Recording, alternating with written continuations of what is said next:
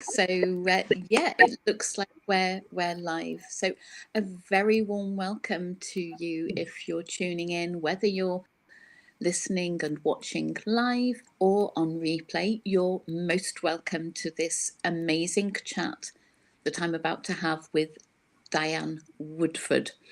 Uh, if you haven't already met me, my name's Amanda Craven. I'm a clinical hypnotherapist, life coach, and psychologist.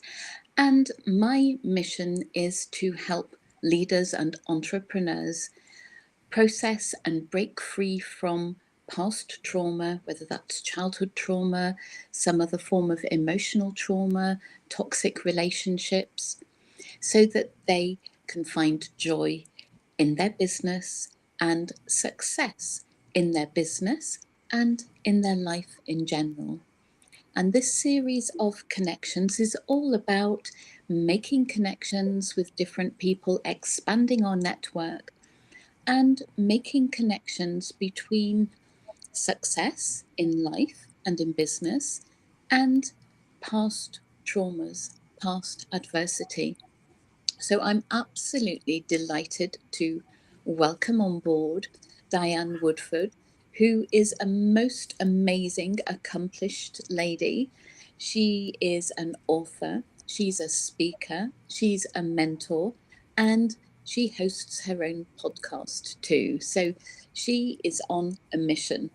And I'm going to hand over to Diane and ask her to introduce herself in more detail, tell you about what she does now, and then we're going to find out about how she got there, about her journey. So, Diane, a very, very warm welcome to you. Amanda, thank you so much for having me. It is an honor, and I'm just really happy to be here in this space with you this morning.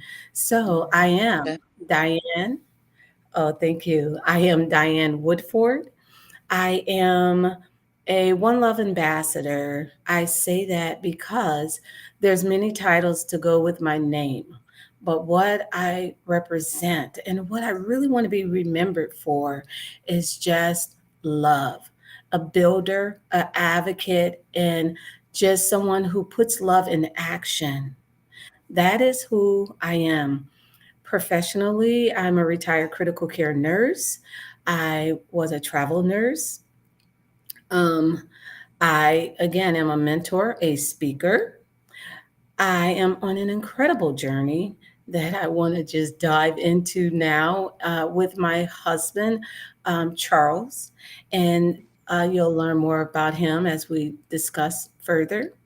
But it is a journey that has taken us from our comfort zone, taken us from Pasadena, California, over 8 years ago. We are now resting in South Carolina at the beach, but we have been many places in between. And our mission has been to follow our guide, our spirit, into situations to bring love, to be love, and just build villages. We say it takes a village. We say community is unity. I am brought to you, Amanda, by way of Sally, our good friend Sally Arkell Boyles. And Mm, so that is a part of my journey, is just building with fabulous women to just mm, expand, to build, and to empower one another so together we can shine. yeah. So that's me. I love that. I love that. Yeah, yeah. And you are quite the digital nomad, in fact. I mean, it's a term coined and tends to be associated with young people in their 20s who don't have families yet, but you're doing it at the other end of the scale. After your main career, you are now a digital nomad with your husband. So yeah, tell us a little bit more then about what has brought you to doing what you do now, and to just placing your trust in the universe that you're going to be guided to the next place where you need to be. Ha. So I always tell people that you're called out by your deepest passions, maybe aspirations. So when we were in Pasadena, the call came, let's go, you're going to go to Paris, France, and you're going to write books, right? And you're going to go there and you're going to do life. Excuse me. Well, it's been 8 years and we're still on our way to Paris, France. Haven't I made it love there that. yet, right?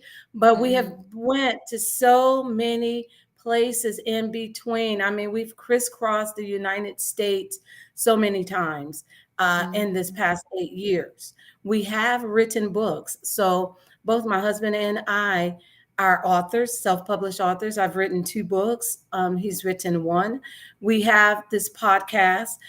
We have villages and communities all across the United States as a result of saying, yes, we'll go, even mm, though our family and friends were, what are you doing? Because we had a comfortable life. I mean, life was good.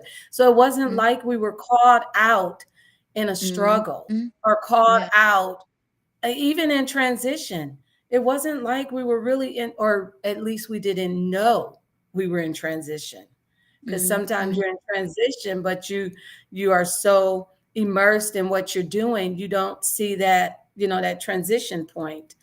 Yeah. So Yeah. yeah, so we came out and we have been spirit led, like you said, we have been guided. And here's the thing, it's not a laissez-faire, and I say that often because a lot of people may think, oh, you just fly at the seat of your pants and you go here, you go there, you go here, but that's not what it is.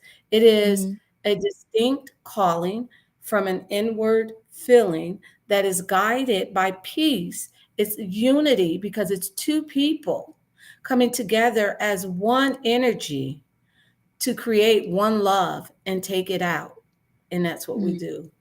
mm. Yeah. Yeah. That's beautiful. So tell us about the books that you've written then.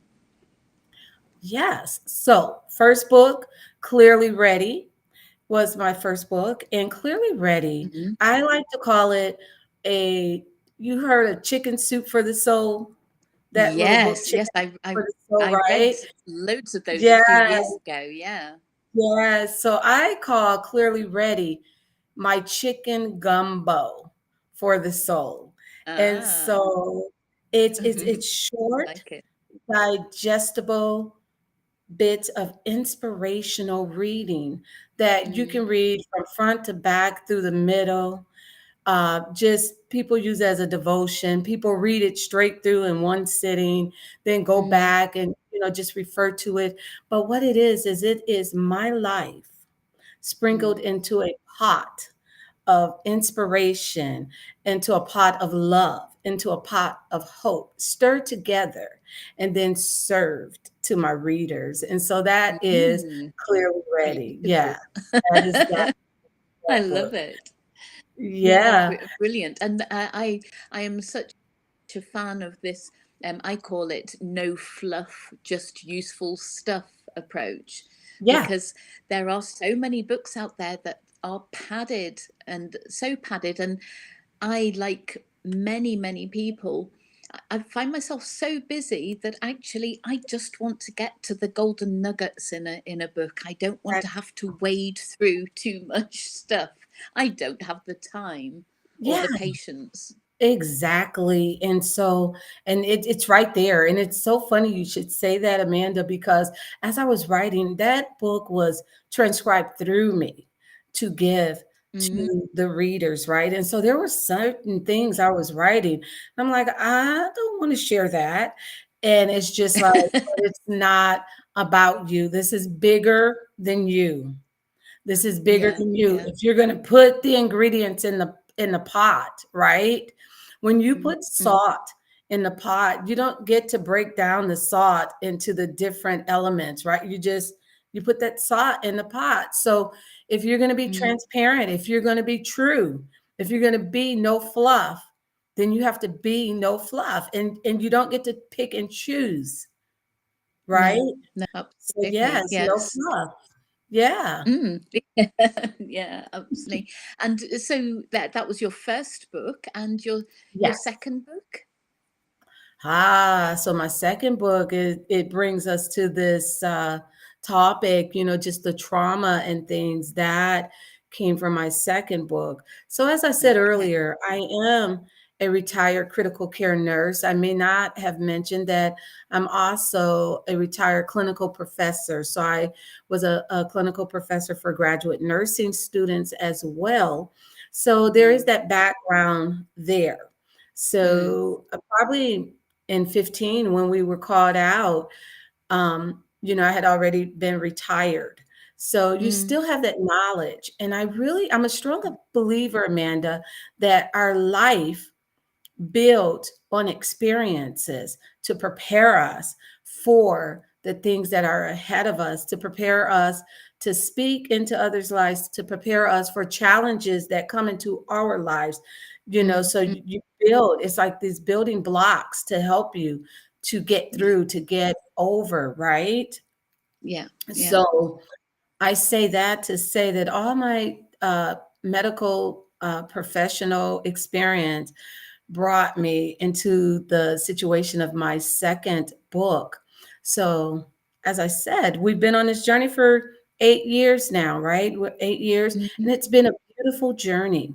But the second book is a story of how even in the most brilliant light, there comes a moment of darkness. Darkness will evade the light. And no one, it doesn't matter who you are, what you're doing, no one is exempt from mm. feeling it, right? And we all know that from the pandemic, from the world shutdown. If anyone thought that Yeah, they were yeah. exempt, Mm, we all got to feel that. So just fast sure. forwarding to the book, my second book tells the story of how my beloved husband Charles was hospitalized for 80 days, how the man that I love with all my heart was caught up and twisted and wrapped into a medical system that was completely broken.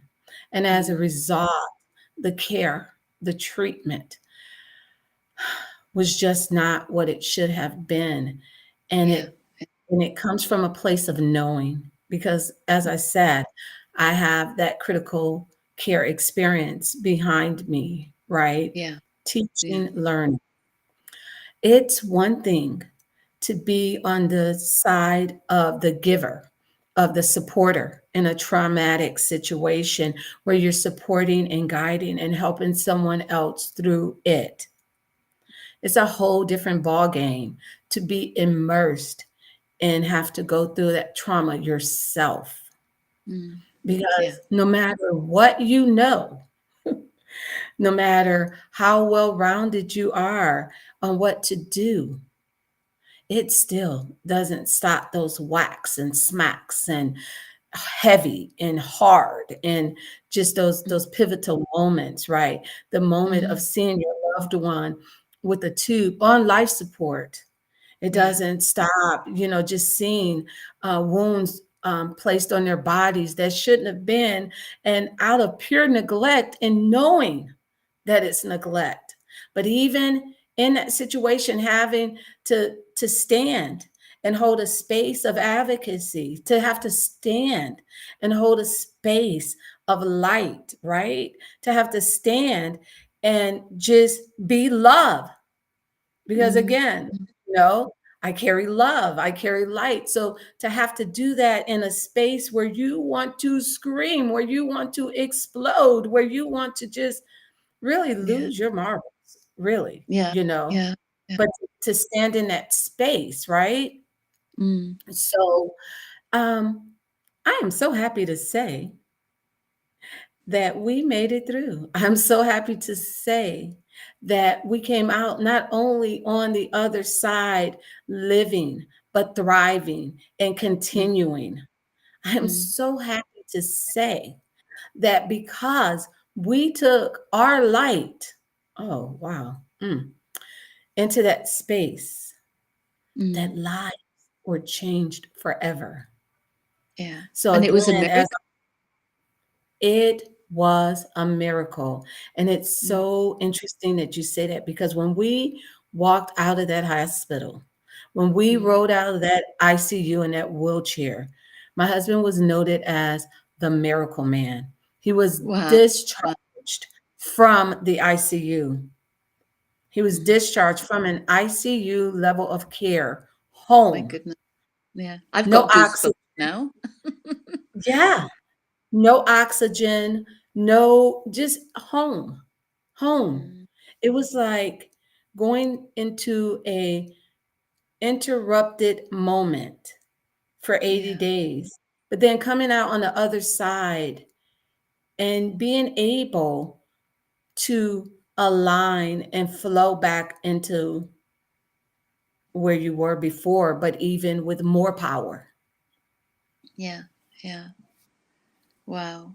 And so this book is this story effectively. Yes. So, yes, this book is this story. And I really want to stress that this book is not only the story. So, this book doesn't only take the readers into that story, drop you into that story, leave you into that story. The book takes the readers into an introduction of who we were as a unit, as a couple, right? Who Mm. Charles and Mm. I were, what we represented. It tells you a little bit about the journey, how the journey started, and then we go into our trauma, right? But we Mm. don't stay. That's not how the book leaves the reader. It takes you Yeah. through that, and it takes you through that in just one section. And mind you, the book is 5 sections, so it's just one section that we Yeah. go, into that trauma. And in that section, we share our experience, but not only do we share our experience, we share the things that helped us in that experience. For those that are out there right now, maybe experiencing something similar or Mm. that's heading into it, it Yeah. shares power tips, right? It gives Mm. lessons, things that you can do that when you're in that trauma, your mind's not thinking about things that you can do. So it's good to have that equipped with you, or it's good to Mm. be able to put your finger on it as a Yeah. resource as Mm. as you go through. We Mm. also have a section in there where some of the nurses and medical staff wrote, we have what people said in our family and our friends, because Oh, wow. it takes a village. So it's very well rounded. It's our story, it's our trauma, it's Mm. our village speaking, right? We talk Mm. to the Mm. caregivers. And then there is even that aftermath, because it is important to understand that when you go through any trauma, no matter how big or small, right, Mm. that there is going to be residual. There is Yeah. going to be residual, and there's going Mm. to be work that has to Mm. be done. Yeah. Yeah. There's going to Sure. be work that has to be done. And Mm. if you do not do the work, it will just hang on a shelf and wait for you. But it's never going away, and you're Mm. going to carry it. And the longer you carry it, the Mm. heavier it gets, until Yes. it almost just paralyzes you. Mm. Mm. Yes. Yeah. Oh, yeah. I've seen that. Excuse me. So many times, and the different. You can have two people who maybe go through a similar trauma in similar Mhm. circumstances, but if one has resources, whether they are external or internal, and has somebody recognizing their trauma, again, whether it's them internally or whether it's somebody externally, the outcome is so different than for the person who can't deal with it, doesn't have the Yes. resources, who Yes. doesn't have any external recognition. And I talk about stuffing it down, you talked about putting it on a shelf, but it comes to the same thing. You try and Yes. stuff it down, it's going to rise up and influence your thoughts, Yes. your behaviors, and create actions that you might even find yourself thinking, I don't even know why I did that, because it's this trauma coming up, like the toxic Yes. waste from the bottom of a river or a lake. It will seep up and it will impact. and your Yes, imagery of that burden that just gets heavier and heavier. If you don't ask somebody to share it with you, if you yes, don't seek help, then that's yeah, right. it is going to paralyze you, whether And it's that coming is, from down here or up here.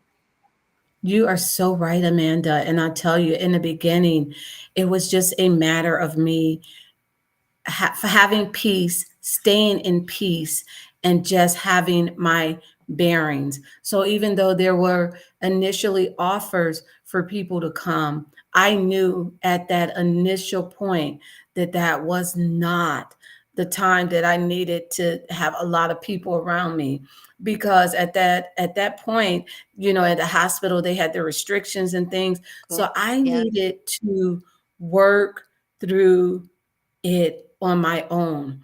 And Mm, because of who I am, and because of just the light, the mission, and just the love that I carry, I could easily see myself loving on someone else while mm, I needed to be loving on myself. So I recognized that it yeah. wasn't denial, it wasn't pushing away, but it was, I need to love on me. And I know that if I bring people into this space, then I'm going to be trying to console them. I need to console me. I have but Mm, a limited mm, amount of energy in this yes, situation, and I need to put that on me. And I know that yeah, if I added yeah. anybody to the Mm, equation, I know yeah. me, and I would just Mm, be trying to make sure that they're comfortable and make sure, yeah, and yeah. just be giving up. And I don't know that I could have made it if I had done that. No, But what no, I because you had to protect yourself and your husband. Be have that exactly, energy for your husband.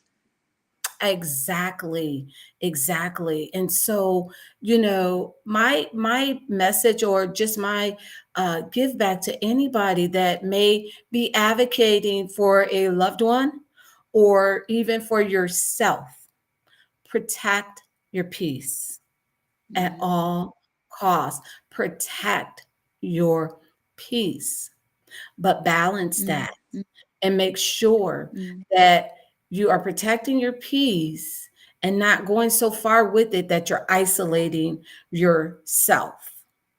I say mm, that mm. because when the time came, when we got into that Yeah. 70th, coming around that corner to the 80th day, Amanda, I was done. Like, put a fork in it. I Yeah. was done. I mean, I was shattered Mm, by everything. I was shattered. And it was at that point that a family and a few friends came, they said, okay, we're coming. And I said, come. mm. And their Yeah. coming Yeah. allowed me to step away. It allowed me to Yeah. go into retreat by the ocean, Mm, and it allowed me to right. refresh and get myself ready Mm, for the next point of the journey, which was bringing him home, which was that yeah. aftercare, which is what the book is Mm, called. The book is called Aftercare: Finding Peace right. Beyond Your Trauma. Aftercare. And so it allowed me to get ready for that point. Mm, mm. Yes. Yeah. Yeah. Totally. Yeah. Uh, totally right. That self care is vital, and a lot of people think that self care is selfish and that you should just give No, and give and give until you've got no more to give. But you're for one thing, you deserve to be cared for, and yes, whether it's you caring for you or somebody else caring for you, each and every one of us deserves care. yes, And secondly, if you don't care for yourself, or if you don't allow other people to care for you, then you want to be able to support anybody else. So totally the absolutely, right thing to do there. And absolutely, yeah, yeah. And you didn't know day 70, you didn't know you had 10 days left at that point. absolutely, So you absolutely. you just didn't know how long this was going to go on for. Absolutely. And I want to circle back what you said. I say, you said you have to take care of yourself. That's self-care. And I say it like this, Amanda. I say you cannot pour from an empty cup. So Yeah, if my absolutely. cup is empty, I have nothing to give you. I have nothing mm, to give you. And we really, really must pause as a nation, as a people, as a mm, humanity. We must pause and just take assessment and say, hey, are they not pouring because they're selfish or because, fill in the blank? Or is it that their cup is empty? Maybe mm, I need to pour into them. People that pour, others are so used to just receiving that pour that mm, it just lives. It's like maybe their cup is on low. mm, I don't leave room for that because I'm going to let you know. I'm going to mm, say, taking a reset moment, and that's it. It's a mm, hard mm. pour. It's like a moratorium on the pours, right? It's very Yeah. limited. I may do Yes. draws, but it's like I'm taking a reset because Mm, I must fill my cup. You're responsible for mm, mm. protecting your peace. You're responsible for measuring your levels. And when you get Yeah. to that dangerous low, we have to do what we do with our cell phones. When that red light comes on, we're like, oh, I got to get a charge. My phone is going to die. We have to Yeah. treat ourselves. Mm, mm, yeah, and like on your car when the fuel gauge is or the light comes on, yeah, you find the next gas station and Yes, go and ma'am. fill up. Yeah, right. You're not going to just keep driving and just say, I'm going to make it there. You're going to be right on the side of the road. And Mm, where it comes to our bodies, you will be, just left sidelined. mm, We are now in our journey in a place where our story has been written, mm, now ready to be shared with the world. yeah. Um, we put out a soft launch of the book and Mm, got really really good feedback. And when I say yeah. feedback, not so much, oh, you that was so good and blah blah blah blah. Feedback like, wow. Mm, I thought that, maybe this was going to be a heavy read. Wow.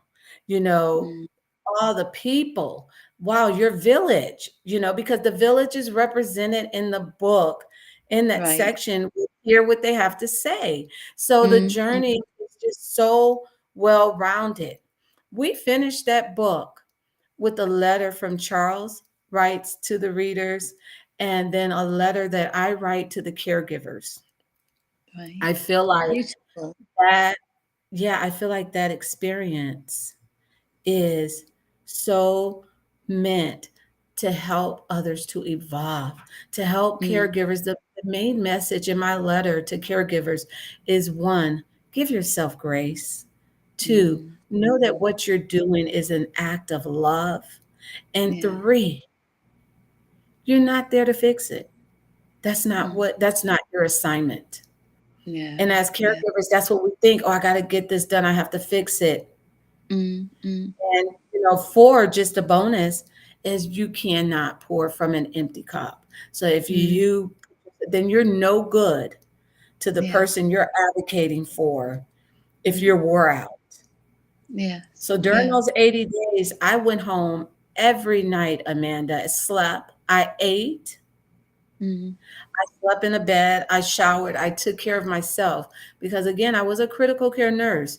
And the things that I advocated for my family members, the things that I advocated for my patients, the things that I advocated to my students, I took and I applied that to myself. yeah. So I Yeah. did not, I was not going to lay there at the bedside for 5, 6, 7 days in the same clothes, no shower, hungry, Mm, because I cannot effectively pour because my yes. cup will go empty, right? Mm, mm, So sure. it's just like I did take care of myself. It was a challenge, but we Mm, made it to the other side. And yeah. so for those that's going through trauma, just from my journey, this is what I want to share. One, it will pass. It will pass. Just keep moving forward. Two, seek help. Seek the help and use the resources because you're not meant to go through it alone. You're just not.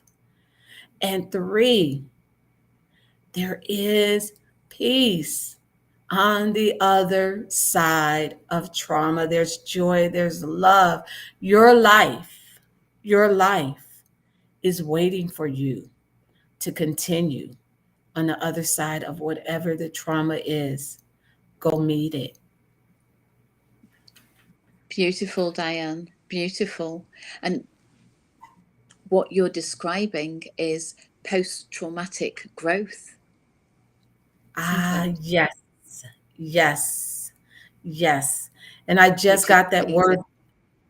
I just got that word Saturday at a conference. Someone brought up post traumatic growth.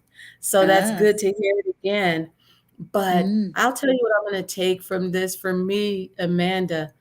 Digital nomad. I love it. I love it. I love it. I love it. I love it. I love that. Thank you for that. Yeah. Thank you for that. Oh, well, thank you so much for talking to us so candidly and being so inspiring. And I know that people watching this are going to feel uplifted, are going to feel hopeful about that. And if they want to get hold of either of your books, are they on Amazon? How can they get in touch with you or get your books? Awesome. Thank you for asking. So you can get in touch with me by my website, and that site is PATHS. That's PATHS,